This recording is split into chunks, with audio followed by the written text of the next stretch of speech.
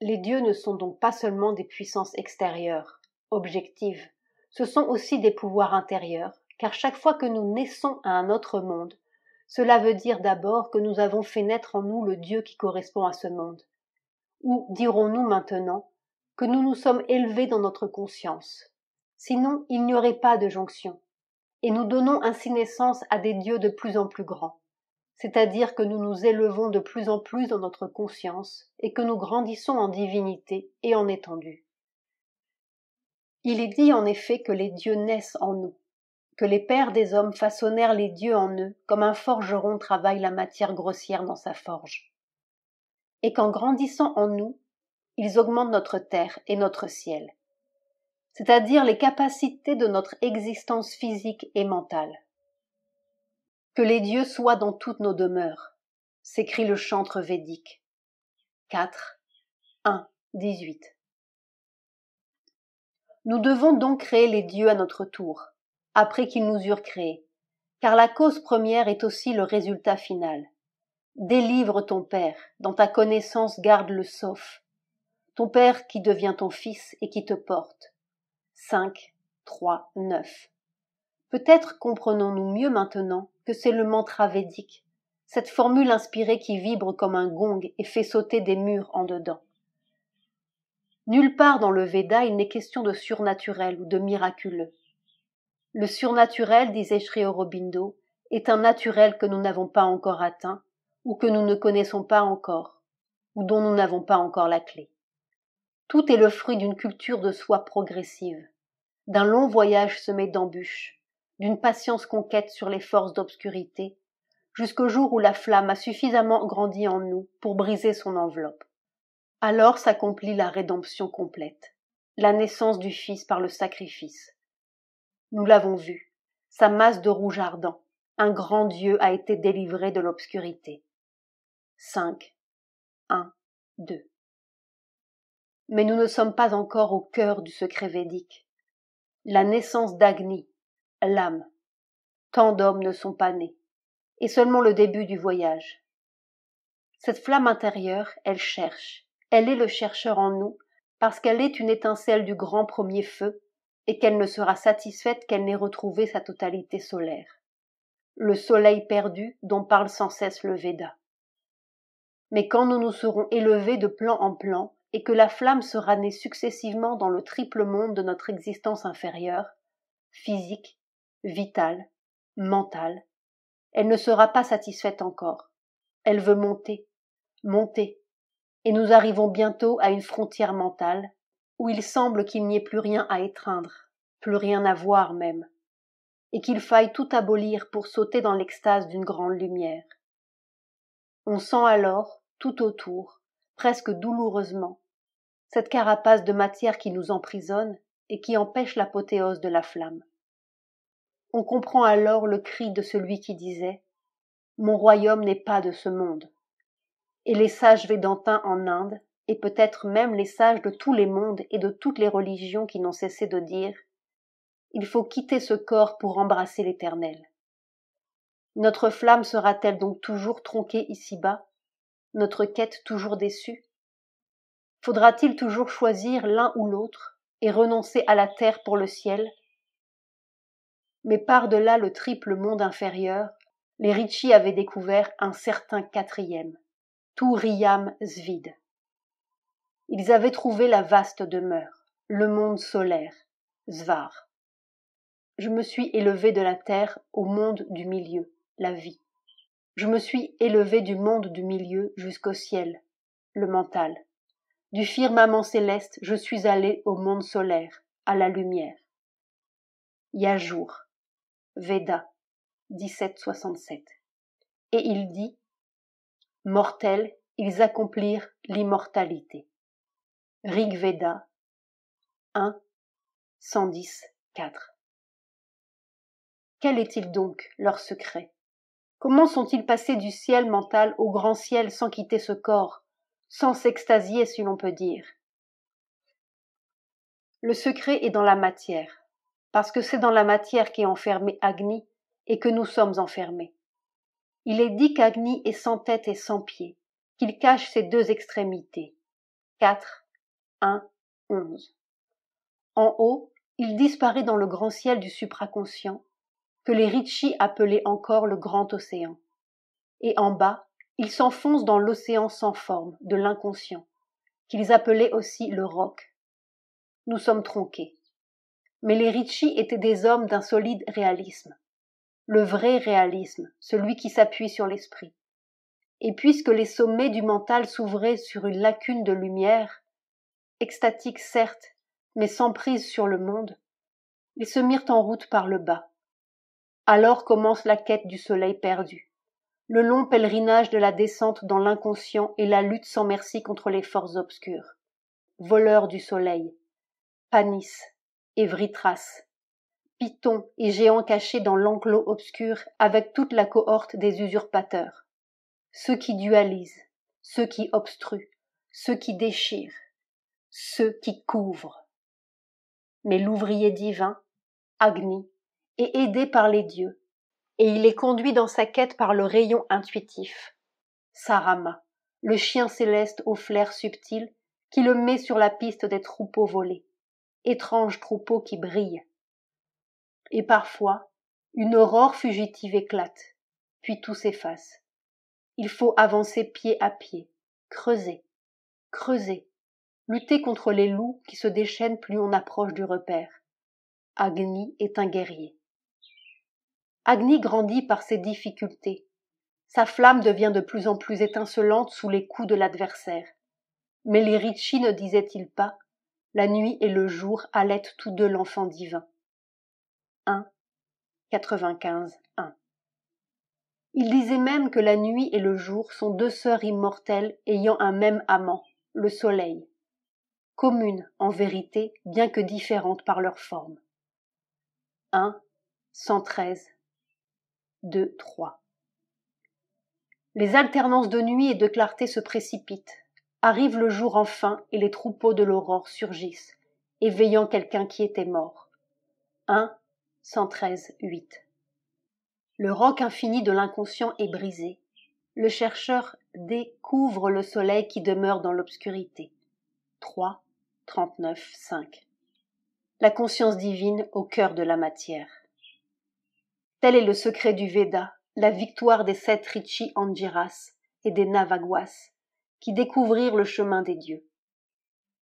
Nos pères, par leurs mots, brisèrent les places fortes et réfractaires. Par leurs cris, les voyants Angiras mirent en pièces le roc de la montagne. Ils firent en nous un chemin vers le grand ciel. Ils découvrirent le jour et le monde solaire et le rayon intuitif et les troupeaux de lumière. 1, 71, 2. Ils trouvèrent le roc du ciel caché dans la caverne secrète, comme le petit oiseau, ce trésor dans le roc infini. 1, 133. La colline féconde s'ouvrit en deux, livrant la naissance suprême. Un dieu ouvrit les portes humaines. 5, 45. Tout au fond de la matière, c'est-à-dire dans le corps, sur la terre, les Ritchis s'étaient trouvés précipités dans la lumière. Cette même lumière que d'autres cherchaient en haut, sans leur corps et sans la terre, dans l'extase. C'est ce qu'ils appelèrent le grand passage. Sans quitter la terre, ils avaient trouvé la vaste demeure qui était la propre demeure des dieux, Svar, le monde solaire originel que Sri Aurobindo appelle le monde supramental. Être humain. Les Ritchis soulignent bien qu'ils sont des hommes. Ayant mis à mort celui qui couvre, ils traversèrent la terre et le ciel, la matière et le mental, et firent du vaste monde leur demeure. 1, 36, 8. Ils étaient entrés dans le vaste, le vrai, l'exact. Brihat, Satyam, Ritam. La lumière qui n'est pas brisée, la lumière qui est sans peur. Car là, il n'est plus de souffrance, ni de fausseté, ni de mort. C'est l'immortalité. Amritam. Et le Veda nous livre sa haute vision unificatrice qui illuminera l'Inde jusqu'à nos jours. Il y a une vérité cachée par une vérité. Là où ils dételèrent les chevaux du soleil, les 10 000 se tenaient ensemble. Il y avait 7-1. J'ai vu le plus grand des dieux incarnés. 5, 62, 1. Cette vérité qui cache une vérité, c'est le sommet du mental, la frontière mystique où le chercheur culbute dans l'extase, s'imaginant avoir trouvé la vérité suprême. C'est le couvercle d'or dont parlera plus tard l'Upanishad. Mais les rishis avaient trouvé la vérité qui est par-delà cette vérité, le lieu où les 10 000 rayons de nos illuminations et de nos vérités inférieures se rassemblent par un grand corps solaire. Ils avaient vu le corps glorieux dont tous les dieux sont de vivants pouvoirs.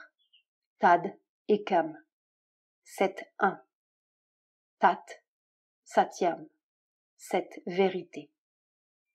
L'existant est un, dit le Rishi Dirghatamas, mais les sages l'expriment diversement. Ils disent Indra, Varuna, Mitra, Agni.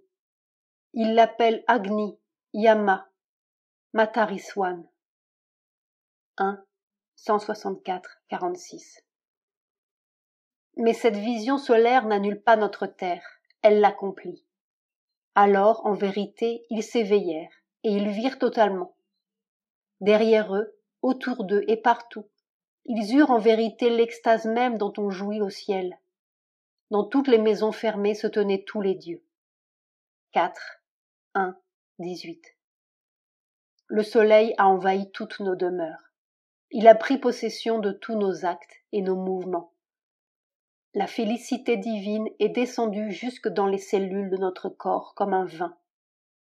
Ô flamme, ô vin, ta force héroïque est devenue consciente. 1, 93, 4. La liqueur d'immortalité coule dans nos veines. Soma. L'ambroisie qui n'est peut-être pas l'immortalité d'un corps, mais la possession de notre conscience divine au sommet de la montagne éternelle. Mais malheur à qui n'est pas prêt. Il se brise comme la jarre mal cuite, car il ne peut contenir l'intensité. Il ne goûte pas cette félicité, celui qui n'est pas mûr, et dont le corps n'a pas souffert dans la chaleur du feu.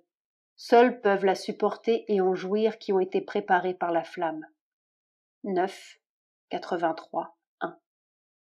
Le Rishi a traversé toutes les épreuves. Il est désormais établi dans sa haute fondation. 3, 55, 7. Et il possède en même temps, dans son corps, sur cette terre, les deux naissances, humaine et divine, éternelle et dans un même nid, comme un qui a la joie de ces deux femmes. 1, 62, 7. Tout est réconcilié. Le Rishi est le fils des deux mères. Il est le fils d'Aditi, la vache lumineuse, la mère de l'infinie lumière, la créatrice des mondes, mais il est aussi le fils de Diti, la vache noire, la mère de l'infini ténébreux et de l'existence divisée. Car Diti, finalement, au bout de son apparente nuit, nous donne le lait du ciel et la naissance divine. Tout est accompli. Le Rishi fait couler d'un même mouvement les forces humaines et les choses divines. 9, 70, 3. Il a réalisé l'universel dans l'individuel. Il est devenu l'infini dans le fini. Alors ton humanité deviendra comme l'œuvre des dieux, comme si le ciel de lumière était visiblement fondé en toi. 5, 66, 2. Et loin d'écarter la terre, il prie. Ô divinité, garde pour nous l'infini et prodigue-nous le fini. 4, 2, 11. Le voyage s'achève. Agni a retrouvé sa totalité solaire, ses deux extrémités cachées. L'œuvre inviolable est accomplie. Car Agni est le lieu où le haut et le bas se rencontrent. Et en vérité, il n'est plus de haut ni de bas. Il n'est plus qu'un soleil partout. Ô flamme, tu vas à l'océan du ciel vers les dieux.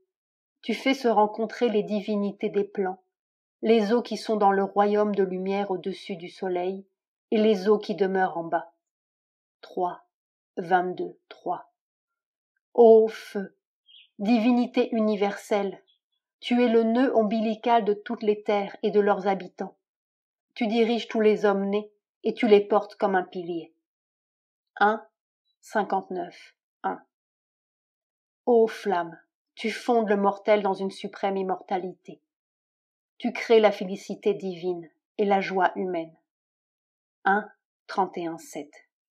Car la joie est le cœur du monde. Elle est au fond des choses.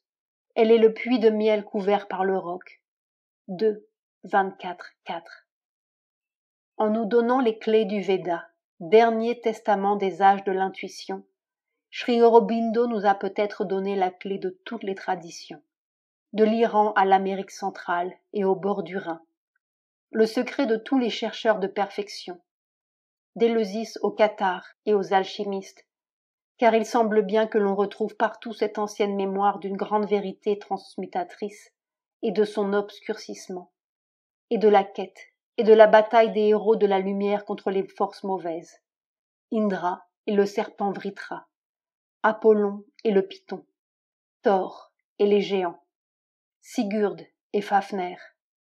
Mais nulle part nous ne trouvons aussi pure la totalité du secret, et l'on s'émerveille devant ces conquérants védiques.